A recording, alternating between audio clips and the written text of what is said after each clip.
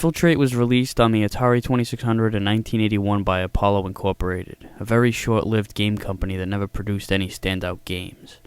In Infiltrate, you'll take control of a secret agent that's sent to an enemy fortress to recover documents and shoot down enemy agents that try to kill you. The documents that you're trying to collect are these rectangular blocks that go from the ceiling to the floor, so you have to use your imagination here. And the enemy agents look more like monsters than they do people, so you have to use your imagination here too.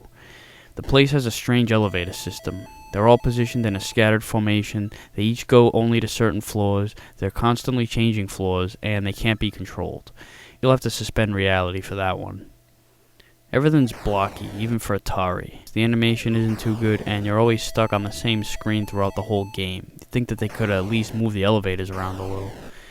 So the game doesn't look all that great visually, but how about the gameplay?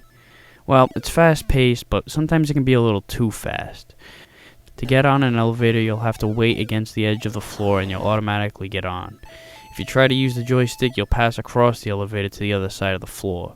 The sensitive and somewhat sloppy controls can make it tough to get the desired effect on a consistent basis. You also can't shoot through the elevators. There has to be a clear path between you and the enemy, and you can't shoot while you're on the elevator either. But the elevator's not a safe zone because they can shoot you.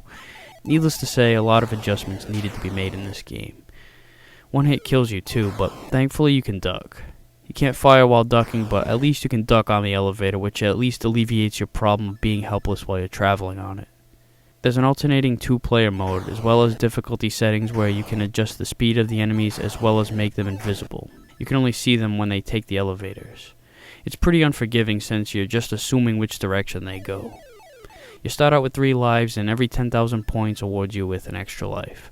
When you grab the document on the top floor, a new one appears on the bottom floor, and once you get that one, it's back up to the top, and so on and so forth. The object is to get as many points as you can until you ultimately die. It's not a bad game. It can be enjoyable if you're in the right mood, but there are definitely some flaws, and the game doesn't offer a whole lot of depth.